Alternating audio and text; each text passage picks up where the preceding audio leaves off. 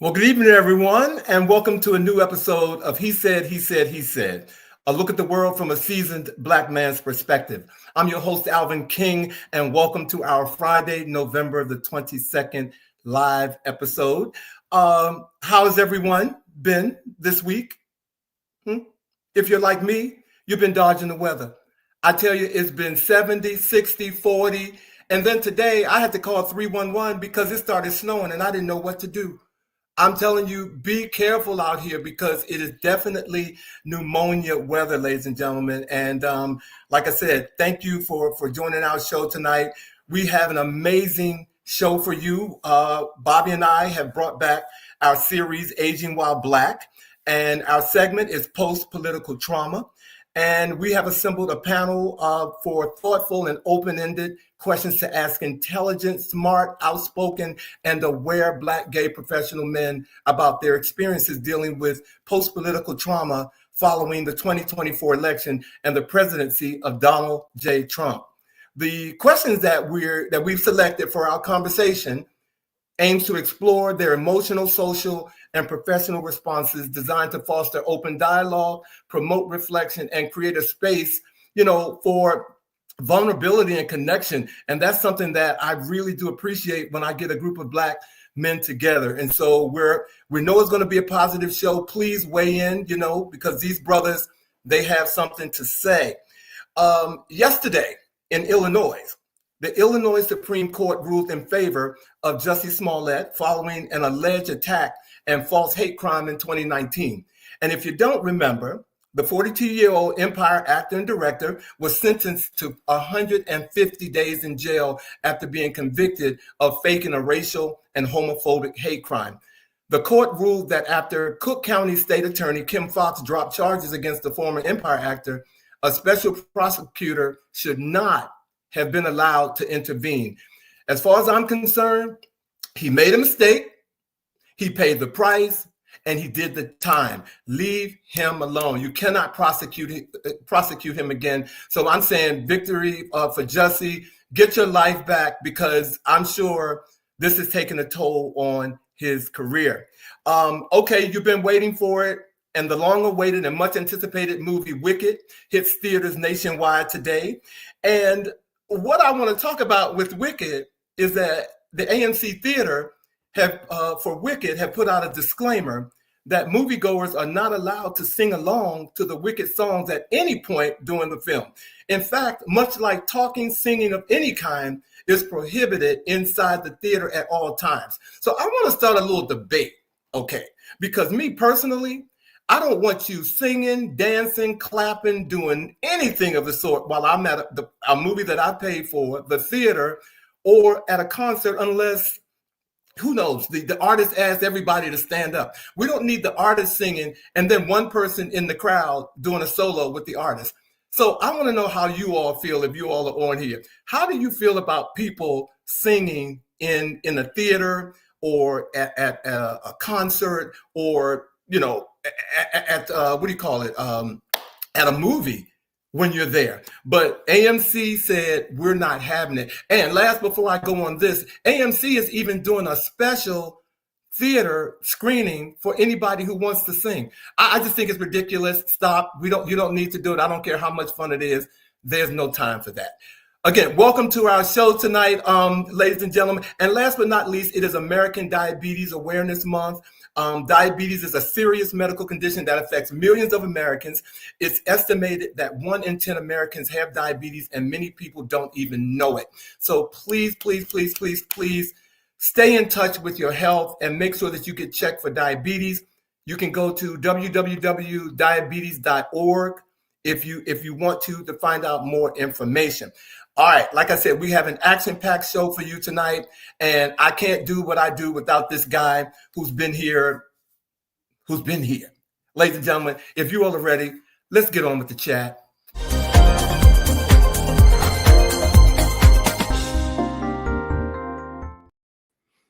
Hey, Bobby. Good evening, my brother. How are you? I can't complain. Happy fall to you, my friend. Fall? It was a snowy day here in DC. It was a snowy day. Wait a minute, Bobby, do you see what's happening on this screen? I think it's our guest because look, we got Michelle Sims is here. We Hey, got Pauline Crump is here. Monica is here. Wendell Stevens from New York is here. Meech early in. I said, yeah, everybody. Yeah. Thank Hey, you all for joining us tonight. Thank you, thank you, thank you. Oh, everybody. Yeah. Raw Health. Kendall is here. Hey, thank you Pauline. all for thank you all. Thank you all for joining us. Bobby, thank you. Good to see you. Good to see you as always. You as well. And as you said, we've got an action-packed show tonight. We've got some incredible panelists that we're going to be hearing from soon. But we do want to get started with the chat. I'm ready. So I want to begin with, my bestie Michi always treats me annually to the treat of seeing Alvin Ailey here at the Kennedy Center, the Alvin Ailey Dance Theater. And so many of us are brokenhearted upon the news of hearing of the death of Judith Jamison at the age of 81, former dancer, choreographer, and artistic director of Alvin Ailey Dance Theater. Judith began early with Alvin Ailey and was somewhat of his muse. She broke kind of stereotype records. She was only 5'10". She was an African-American woman who embodied her short hair and is best known for this performance that's on the screen right now, Cry, the dance Cry. She was 81 years old. She died in Manhattan. And I just want to say that her legacy of creative genius will live long with us. We salute the artistic genius of Judith Jamison. Amen. Amen. And Bobby, this is so timely because just last night, the Alvin Ailey Dance Theater announced that their new the Board of Trustees for the Alvin Ailey Dance Theater has appointed the renowned Alicia Graf Mock to serve as Ailey's new artistic director beginning July the 1st, 2025. And the announcement of Miss Graf Mock's appointment, of course, follows the recent death of artistic director emerita Judith Jamison, whose legacy will be celebrated throughout the upcoming season of Alvin Ailey Dance Theater. So rest well, Miss Jamison, but we hear that someone will step into her shoes that they say is very deserving. So the torch has been passed. Congratulations. Also in the entertainment field, for those of you who watch boxing, I don't, but last week seemed to have been a very, very interesting week for boxing. Mike Tyson stepped back in the ring, and at 58 years old, I just want to say, this man is smart. At 58 years old, he bagged $20 million for a 16-minute fight against someone who was 31 years his younger. And for those of you who are mathematicians, that's 1.25 million per minute. So that he got for doing that fight. So if you all think he's crazy, he is not. He is a genius stacking cash. Okay, so he lost the fight, but Mike Tyson didn't go away empty-handed. So I just want to say, a million, that's not bad. Not bad. Can I tell you 1.25 million per minute? Wow. How about that? And no. I'm sorry, go ahead, Bobby. You were going to say something. I was going to say, how about that? Okay, so obviously, we know that it is the holiday season approaching us. Obviously, Thanksgiving is coming up. But for many, they got a Christmas gift a little early. The news has been shared that Queen Bee, Beyonce, will deliver a halftime concert on Christmas Day. Cowboy Carter, a song from Cowboy Carter, will be performed during halftime NFL game between the Houston Texans and the Baltimore Ravens. Okay, now you guys know I'm on a little bit of a boycott here of the NFL, but I will probably watch that show, that halftime show. It will be streamed on Netflix as well at 4:30 that afternoon. So even though she did not get that one nomination during the Country Music Awards, Beyonce is doing quite well and continuing to be none other than Beyonce. So again, halftime, Houston Texans, Baltimore Ravens, Christmas, 4:30, also streaming on Netflix, Cowboy Carter. The Queen Bee continues to reign. Oh, it's a boss move all the way around as far as I'm concerned, because not only is she performing on Christmas Day, as you said, it is being produced by her company, Parkwood Entertainment and Jesse Collins Entertainment. So she is making a little bank around that. You don't get paid for doing Super Bowl. Okay, I hear that the artists don't get paid, but she's getting paid for doing this halftime show, and Netflix is helping her get there. So again, another boss move by an African American artist, one who I love. Again, making boss moves. So Bobby,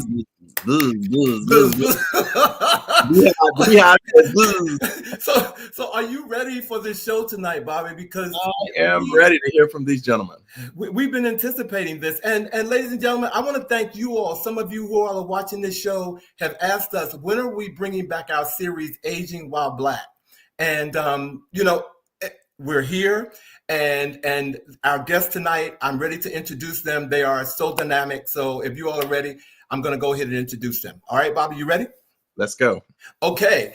Dr. Art Fields is a native New Yorker and a proud member of the Alpha Phi Alpha Fraternity Incorporated. He obtained his Bachelor of Science degree at Bowie State, his Master of Social Work from Howard University, and in 2006 received a Doctor of Philosophy degree from Capella University. Dr. Fields is the author of I Respect Difference, and I'm telling you, I love this book.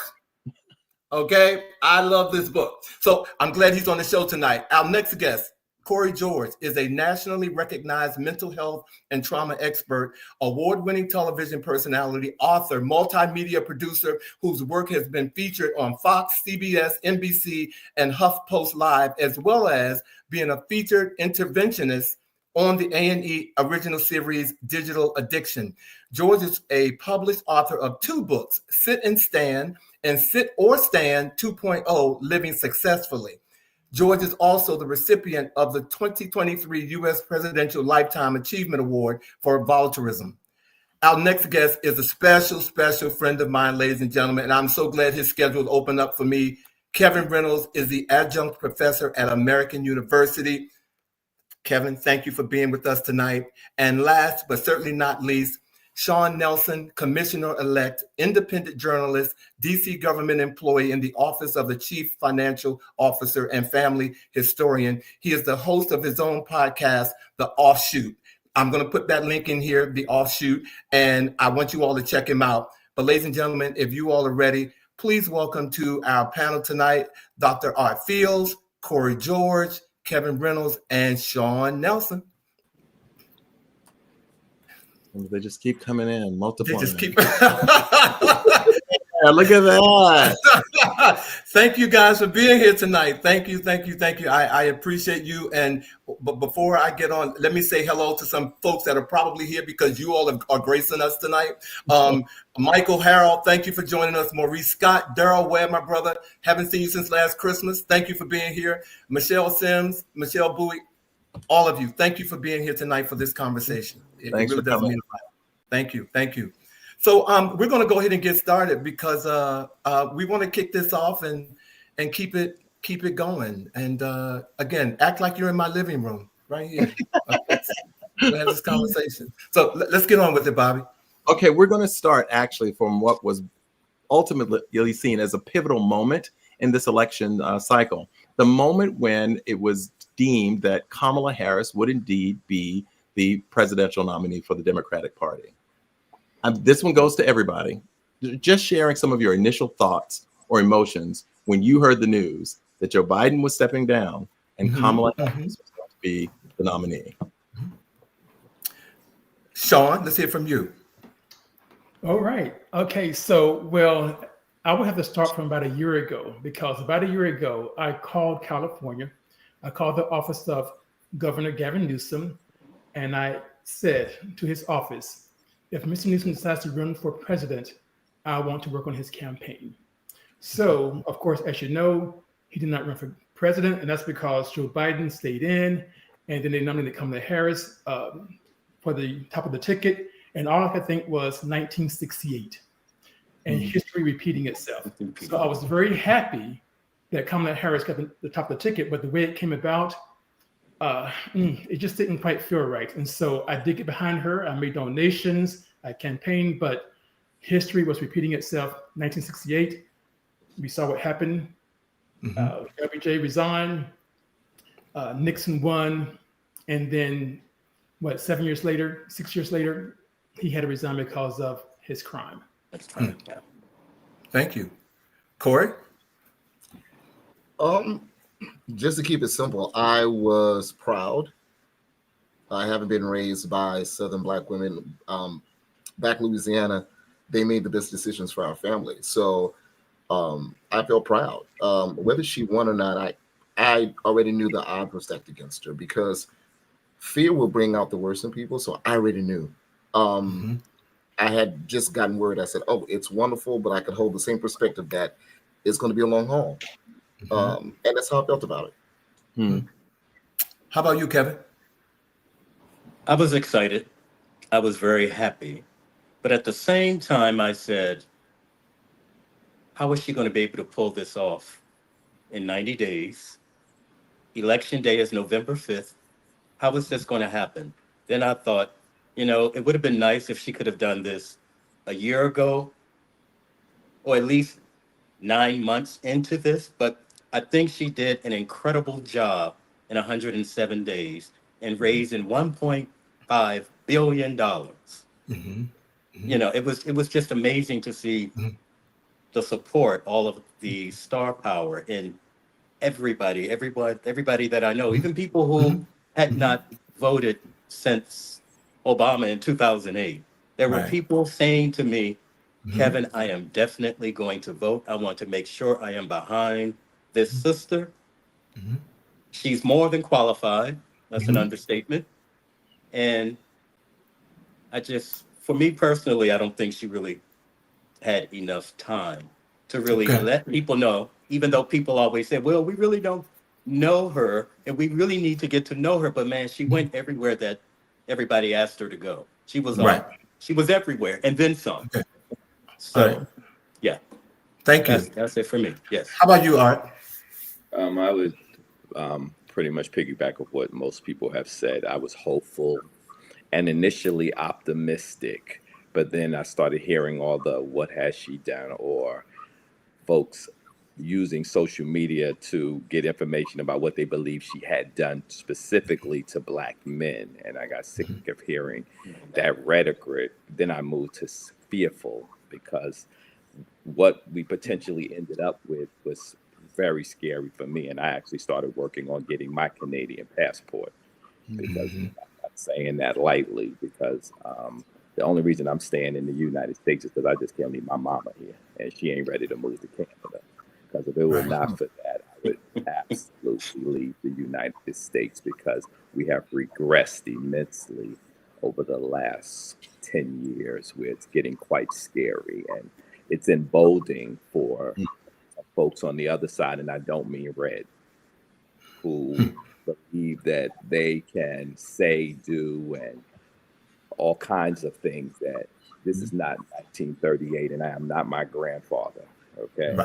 So it's a frightening time of what might be ahead of us. Thank you. Bobby, I want to ask you, because I want to make sure that our viewers hear all of the perspectives. So if you could just, tell us how, what were your initial thoughts when Vice President Harris when it was announced that she would be the presidential nominee? Well, very quickly, I think the gentlemen have done a fine job of really kind of summarizing that broad range of emotion that we all felt. Like Kevin was saying, I'm not here for anybody saying, well, she should have done this or could have done this. What she accomplished in that short period of time was absolutely unbelievable. The momentum, the many organizations, the phone calls, women for Kamala, men for Kamala, gay men for Kamala, white Republicans for Kamala. Like, people with two heads for Kamala, like everybody was like, raising money.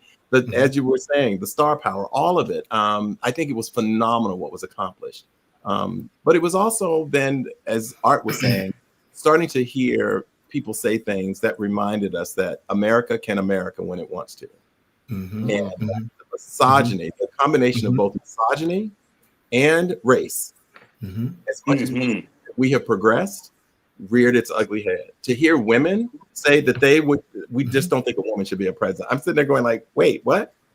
Right. So, and the fact that the person who won, I say his name very rarely, has run 3 times, won twice, and both times he won, it was against a woman.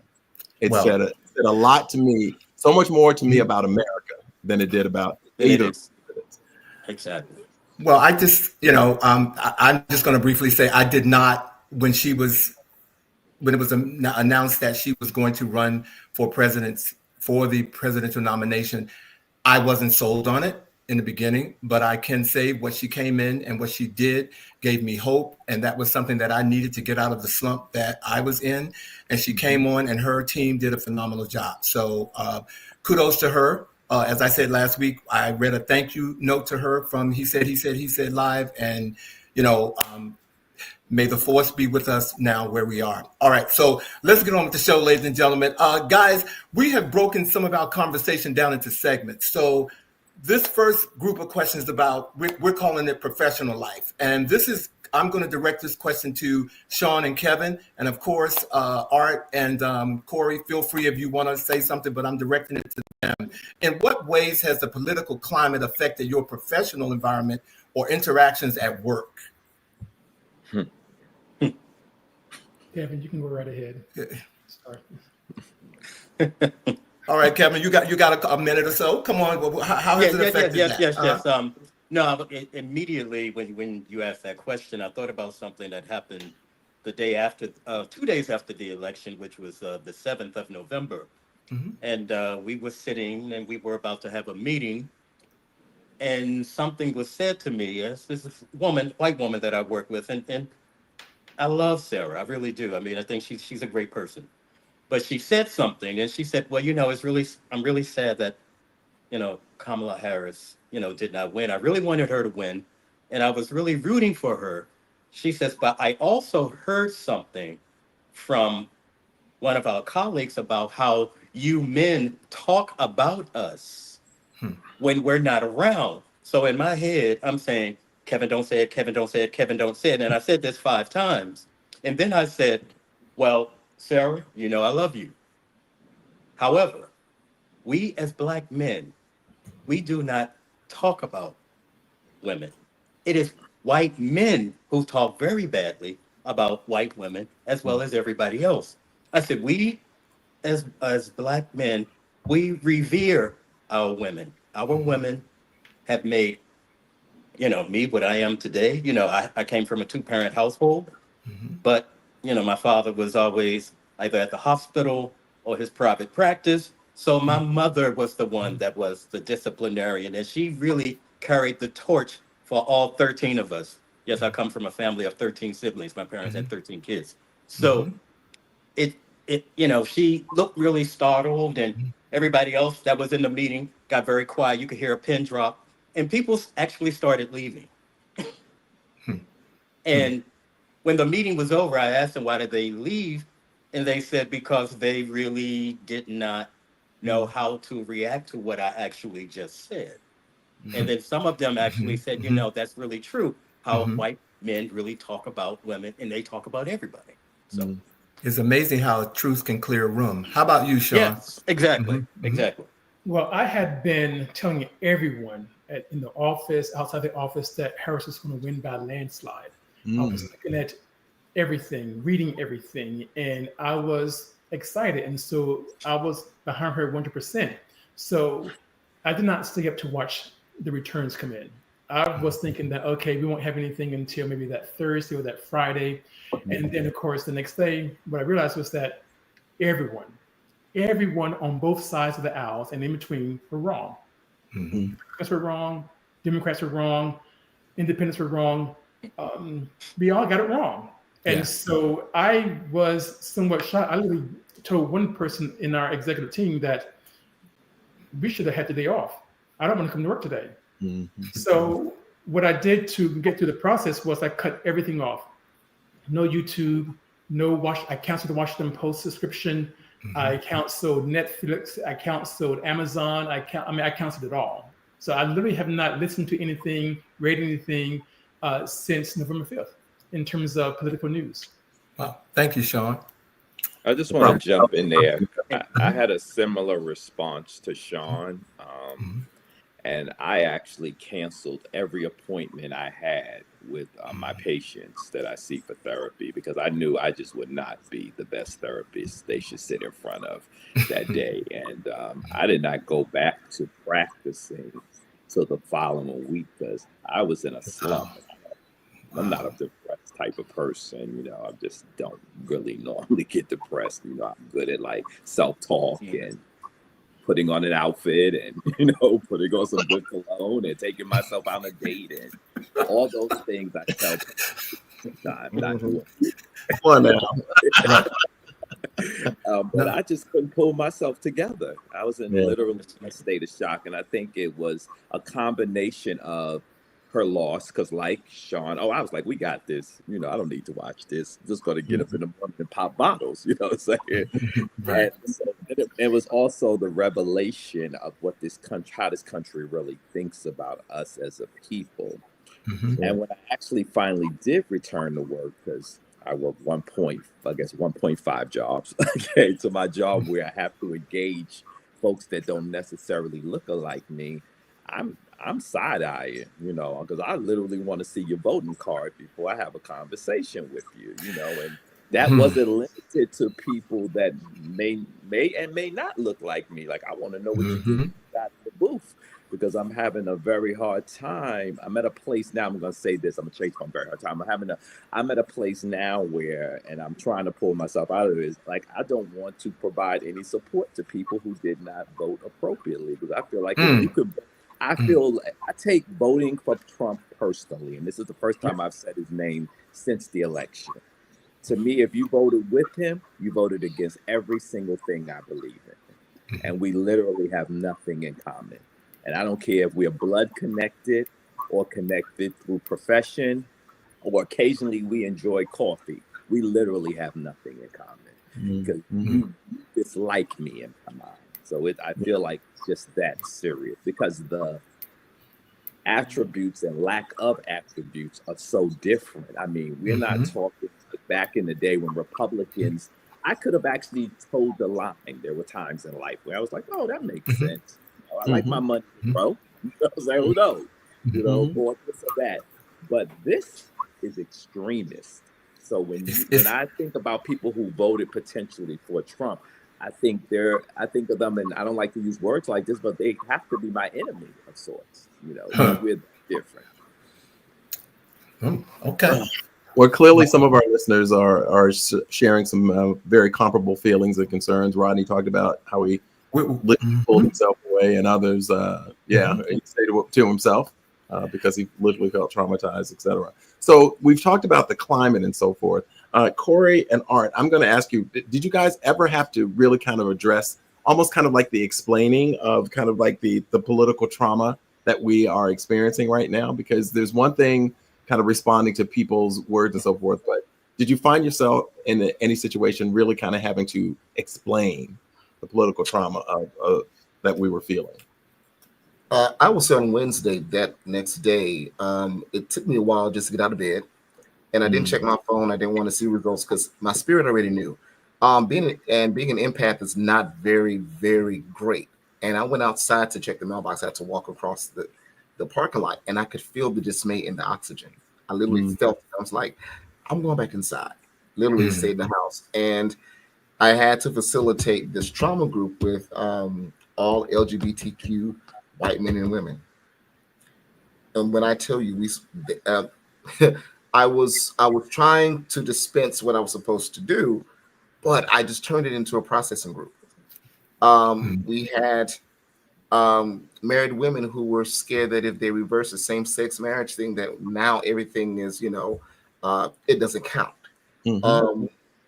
Trans women and trans men in the group that were worried about them just being trans. So not only are you gay, but you're trans. And I have a trans daughter, so that was hard for me. So holding space, I had to find ways, like Art said, to try to get something out, because I'm a container, and sometimes it's not great because I have to kind of just, it got heavy, and I did 2 groups and then I got silent. So I don't know if it's explaining the trauma, but it's understanding why it exists. It's having the compassion. Saying, I get it, because every single identity that we choose to identify with is prone to experiencing trauma. But let's say that you have 5 of those identities, and they can all experience trauma in different ways. Then the combination is in the millions of different experiences that drives your fear. And now we have these new anxieties, and they started way before the vote, because if your brain just has a perception of fear, that sets off the whole thing. So it's not that something factually has happened yet. They are scared about what will happen because they voiced it and they've said it. So these are not things that they're making up. So these policies that they're trying to do and all these plans and everything, they know what these are. So it's a factual and it's a real concern. So let me take a moment. I'm going to go through some of our viewers have been very vocal. I'm going to start with the Raw Health. He said, I'm not triggered by what is happening because it's just a repeat of the Ronald Reagan administration. Reagan, Trump are both actors and seekers of public notoriety. Maurice, I think Bobby read his, but he said it didn't help that her opponent had been running a campaign for almost 10 years that played on the fears and insecurities of a number of individuals, and a lot of Americans operate based off that fear. Rodney E. from Philadelphia said, I withdrew. I stayed to myself because I was literally traumatized. Michelle Sims says, are we really surprised by this? Was there something in the back of your minds that perhaps made anyone think that this man would win again? I'm more hurt with the thousands that didn't vote at all. I'm with you on that, Michelle. And Raw Health said, I have conservative, pragmatic views, but there were never a time I even considered not voting for Harris. Thank you guys for saying that. Let me see. This is bigger than I thought tonight. To be honest with you, we got a lot of questions, and we've got to do it just we just got through 2 of them, and you all are making it happen. So look, Art, did you want to weigh in on if you found it necessary to address political trauma in professors? I'll keep. Well, my personality is not one where I'm going to respond to something that could potentially do harm to me. I'm not into self-harming in any way, be it emotionally or any other way. So I maneuvered, dipped and dodged in a way to ensure that I would not have to explain, So that's my best answer on that. Self-care. Yeah. Yeah. So I know that, in what you all have been saying, you're definitely telling us how you feel, but I want to talk about your emotional and mental well-being, if I can. How has the political climate, if you could put it into a few words, how has the political climate of this election impacted your mental and emotional health? And this is for everybody. So let me start out with Shawn, because I haven't heard from him. Yes. Yeah, I'll tell you. So I've been in therapy for about 5 years. So I knew that I can go to my therapist, and I did. I literally went to my therapist on that Thursday after the election, and I ranted. I literally just let him have it, and it helped me to get through the whole process. And I am still somewhat traumatized. Let me tell you how traumatized I am. I was really, let me say it this way. I'm a big fan of Janet Jackson, huge. But when she made that comment about Kamala Harris in The Guardian, I cut her off. Oh, wow. I really have not listened to any of her music since then. Amen. And so maybe one day I'll get back to it, because I do like to run and get in the gym and listen to her music. But as for right now, she's off limits because she perpetuated a lie. It was careless. It's the same thing that happened in 1968. LBJ did a lot for the Black community. Civil rights. He did a lot. But the Republicans used that same tactic that in 1968 against LBJ that they did with Donald Trump. I hate to say his name, but learning that history helped me to get over my trauma in conjunction with going to therapy. To deal with it. So Kevin, how about you, Kevin? How has it impacted your mental and emotional health? I have a very good support system, family, friends. There's one of my professors from my PhD program, Dr. Garner, who I talk to all the time. And he listens to what I have to say, because it's not so much of me that I'm worried about. I'm worried about other people who cannot speak for themselves, who cannot really advocate for themselves. And I want to be able to have the tools and the right things to say to them when they ask me certain questions. But as I already knew this, but I needed to hear this from him, and his partner. No one really has the right answers. As you said, Kevin, we need to take one day at a time. And that's what I've always done with everything. And, in my heart of hearts, I knew he was going to win, but I was hopeful. And I was and I was praying. And I even shedded some tears over the fact that I knew in my heart of hearts that she was not going to win. And that really hurt. It really hurt right here. But how about you, Cory? Oh, I'm sorry. Yeah. I'm sorry, No, Kevin. I no, didn't mean to cut you off. No. I was done. I was going to say something, but no. Go ahead. Go ahead. Go ahead. You go ahead and finish. No, I was just going to say that it is just important for people to stay focused, get the help that you need. Surround yourself with like-minded people. Surround yourself with people that really care about you. I hear people talk about, family and their village, but just know that everybody in your village is not always looking out for your best interest. Absolutely. Ooh, that's another talk show. It really is. It really is. And something that kind of Art, I'm going to come to you for a minute, Art, because that's something you alluded to when we were talking backstage, talking about Facebook and things not being real. So how has this election impacted your mental and emotional health? I think for me, I've ensured that I'm in a protective space, and it's kind of similar to what Kevin said.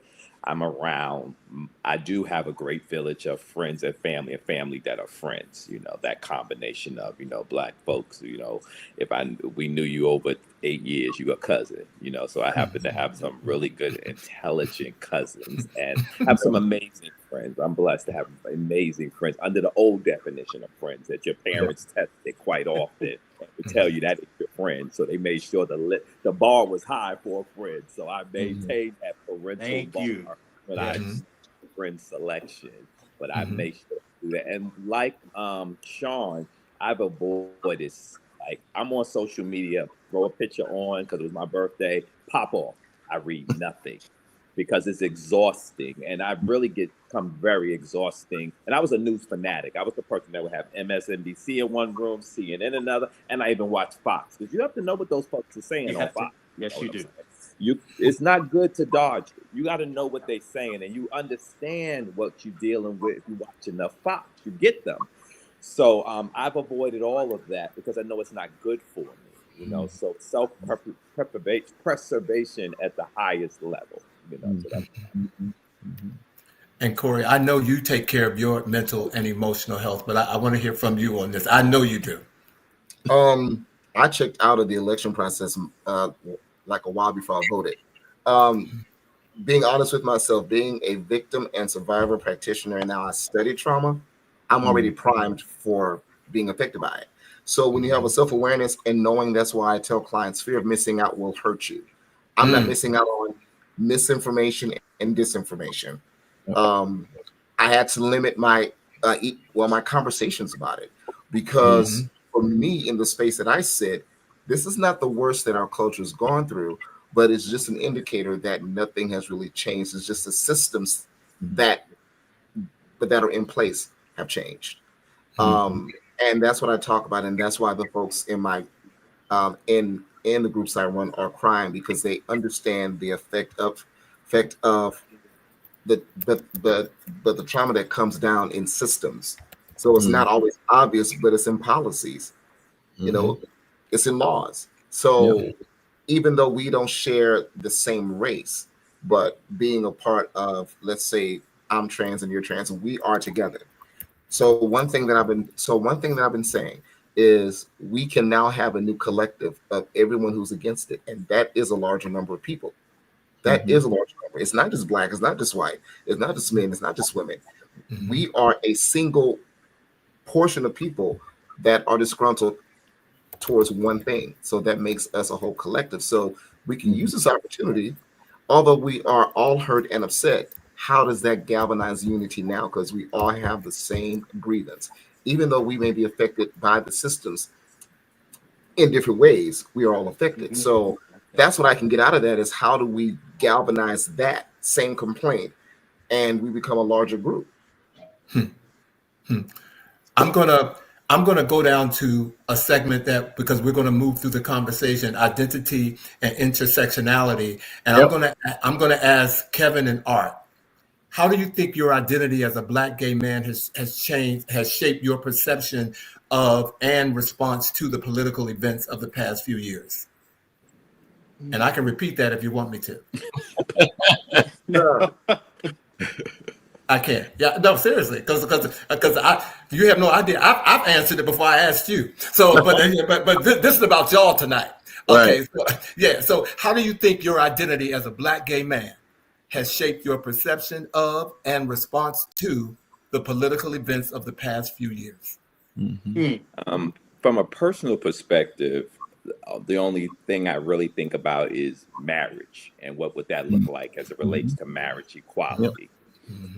If I think about myself personally, the way I move in my life, I could technically move through life as I'm a masculine presenting Black gay man. So not a lot could change for me, unless I do, but I want to get married. And I wonder about stuff like that, like how would it impact marriage, and if my partner were to get sick, because that's to me the big thing about marriage. Like if your partner gets sick, all of your money, how does that work? Because I'm from a generation of, I remember a good friend, they were together for 20 something years. He passed away. The family came through, swooped up in the house, took everything, had security at the funeral, so that the partner couldn't even come to the funeral. And this is not an exaggeration. They had security at the front door. I've experienced. I've seen it. He couldn't even be special friend. And this man had given his life to this brother for over about 25 years. I'll never forget that. And this was way before marriage was legal for, same gender loving men. But I knew then there had to be something. In my head, I said, we need to go to a lawyer if I be with somebody long enough, because marriage wasn't something you could conceptualize back then. But now that marriage is something, I'm a proponent for marriage. And, if I spit on you long enough, we're going down to the court. You know what I'm saying? So you better go ahead. All right, you better go ahead and say, you know what? I'm gonna let Kevin. If you want to weigh in, you go ahead. I'm gonna let him stay right there because I love it. He went to the cliff and he did that thing I love. He went to the cliff, but he didn't jump. And so I love that. So Kevin, did you want to weigh in on this? Did you have something that you want to say? I don't. Hard act to follow. What I was going to say is what has changed for me in thinking, what I worry about a lot is the elderly, the youth, the trans community, the LGBTQIA plus community. I have 3 cousins who are trans, who I think about that, all the time. What's really going to happen now? The minute when I woke up on Wednesday and I knew that he was president-elect, number 47. I immediately started thinking about all these things. And then I said, well, elderly, Kevin, in 3 months, you'll be 66 yourself. So you're right. You're a senior citizen. And going back to what Art said about, the families coming in and taking over. I remember I had a friend from when I was an undergrad at American University, how his lover was dying, and he says, Kevin, the family is going to come and just take, I know within the next 3 to 6 months, they're going to come and just take everything. And the 20 years that we've been together, it's not going to mean anything. I said, well, I know someone that you can go and talk to. Her name is Mandy Moore. She's an attorney. Let her be the power of attorney. And that way, the family can't say a word. Amen. Amen. And Amen. I told so many people that, and even today, people are still doing that because they said, yes, Kevin, we're married. But what you just told me is very simplistic. It makes so much sense. I lived So, through it all. so your what you all have been speaking to raises a question of how one responds in times such as these, in terms of vulnerability in one direction, empowerment in another. You know, sometimes you can equip yourself. Something like this can trigger in you the capacity to fight, or sometimes it can shut you down. So I'm interested for Shawn and Cory to really kind of share kind of how they're navigating the vulnerability versus the empowerment during these times. I can start because I had put a delay on some of my studies because I was burned out. I'm raising kids and working, and I said I need a break. But literally Wednesday was rough. Thursday, I called school. I said I'll be back in January. The best I can do is to contribute. I'm not the only one doing what I do, but we need more of us, more of me, more of art, and more notice to Black men in the mental health game, because I found that a lot of Black men are prone to talking if we look like them or we're more familiar. So we need the notice or the explosion of us because we're there. There's a ton of us there, but I hear often, well, I can't find, no, why not? So as what I've learned is that the can't find is the excuse for low help seeking skills. So instead of admitting that you're afraid to find out, it's easier for a man to say, I can't, because that whole afraid thing is more the ego thing, and it's not good for you. So you'd rather say, I can't find it. Sound like you found me by going to Google and typing Black male therapist in Maryland. Just one phrase. Boom, we're here. So that's why we have to still push real information, because we still have a lot of disinformation that we have to combat. So that's where the empowerment is. Yes, I don't feel good about it, but when I don't feel good about something, I got to use that energy in the opposite direction. So I don't feel good, and I'm not going to let someone let me feel bad, because I'm not a kid anymore, you know? So that's how I deal with it. Shawn? Yeah, so vulnerability is a very challenging, difficult thing for a lot of us because it requires trusting someone who may not be there for you. But when you are able to be vulnerable, I think, at least in my case, it gives me clarity. It gave me clarity. And it helped me to move forward in terms of how to navigate this, how to navigate that. So I don't think it was a coincidence that I decided to run for commissioner in my ward in Washington, D.C. at the same time that things were going on in this political season. And I did it because people were asking, they wanted someone to, I guess, be more visible or transparency. I mean, the current commissioner, she's good and everything, but it was time for a change. And for me, I kind of dug in. So I heard Art earlier talk about if he could, he would leave the country. And I've heard that from quite a few people. But my thing is, I'm ready to fight. I'm more ready to fight now more than ever. I'm ready to dig in and say, no, we're not going back. Okay. No, we are going to continue to move forward. Okay. And you do not know what's going on with the entire Black community, because we're not monolithic in any way. So to Cory's point, we do have to be more visible. So people see us, and then we're more visible. They'll see that, okay, all right, this person is not someone they can mess with, or they have a collective behind them. So I think if we have more of this, like in this group of us, all these intelligent men on this group chat, okay, you would never see this on national media, okay? And they don't want to see this on national media because they have an agenda, and that agenda does not include us. Yes. So, that's why they need to tune into He Said. So, Commissioner-elect, we also want to congratulate you on being congrats. Congratulations. Congratulations. Yes. And it reminds us, as you were talking about the notion of fighting, it leads to the next question that I have for you, both you and let's see, who did I was going to, Shawn and Cory. Yes, I want to put them to ask them. So what are we looking for then in our political leaders and local government to support the Black LGBTQ community in particular, knowing that as was mentioned earlier, given this our intersectionality, we are vulnerable in multiple ways. So what are we looking for in those political leaders, community leaders, to support this community? Please let me say something on this issue, because I thought about this a great deal.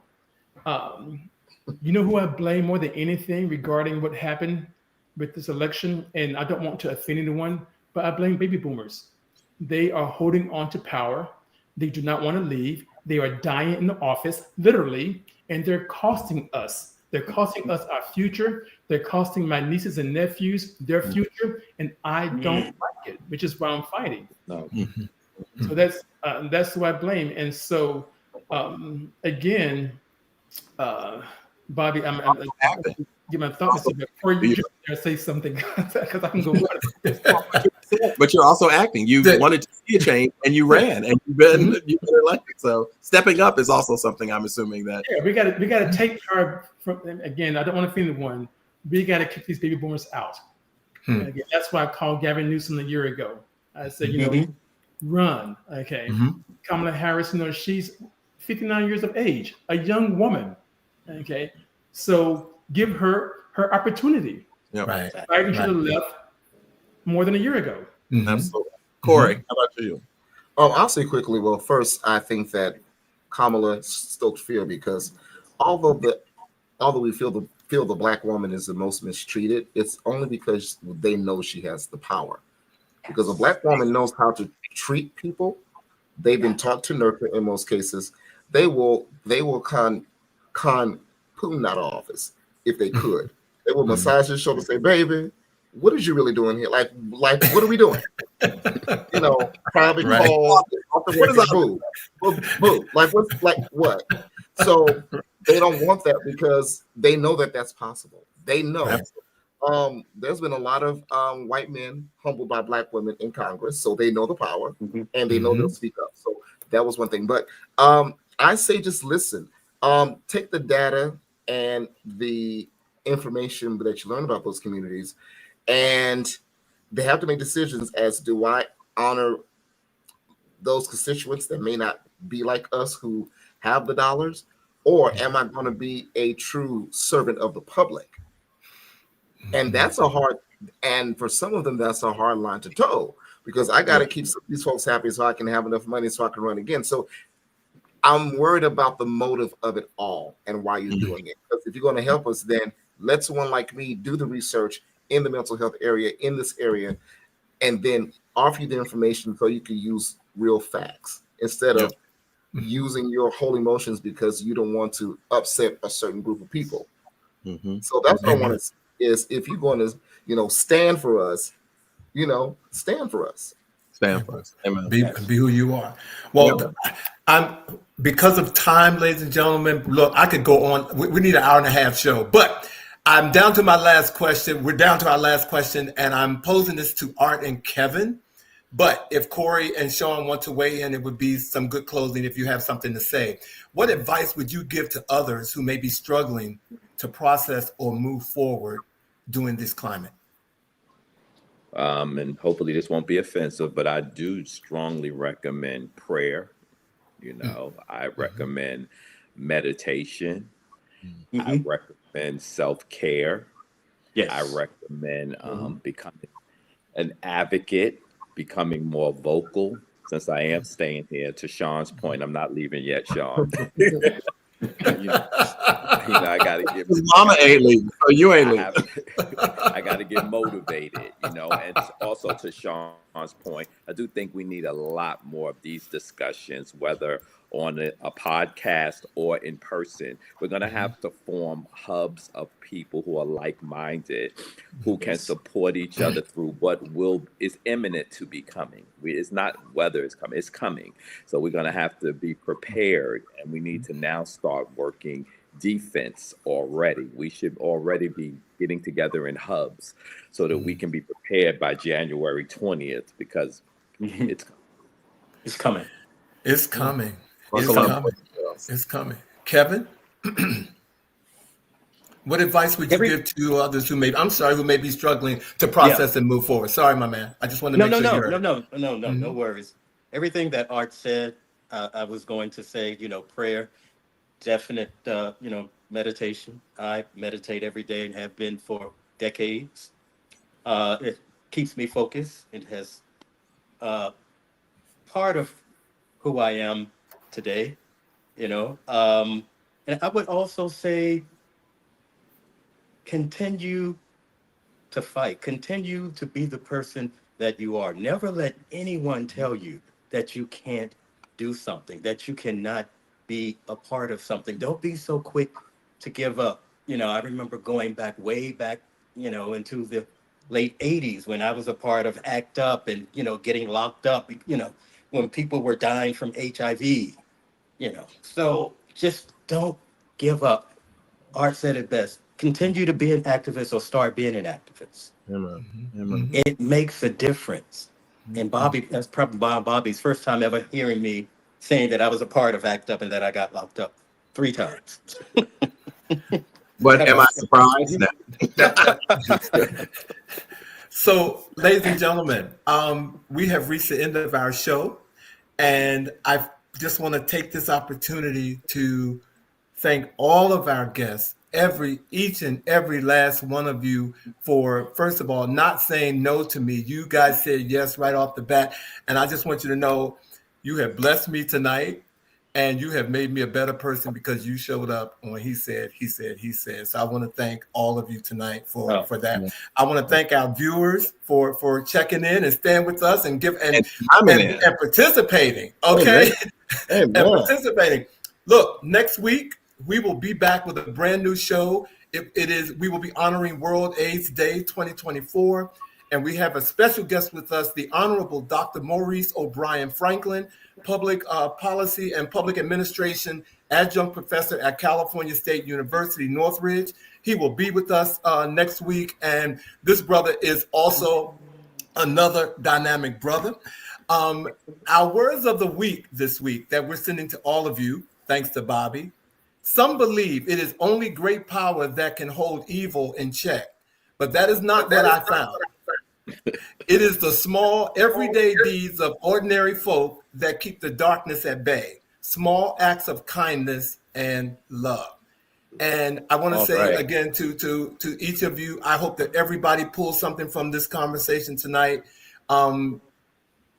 Getting my Black brothers together and being in one computer together. And Art has encouraged me to try to take something like this on the road, and I'm going to do it because I know that if you said it, it should be done. So we're definitely working on that. But thank you, everybody, for joining in. We look forward to seeing you on guys. A new episode of He Said.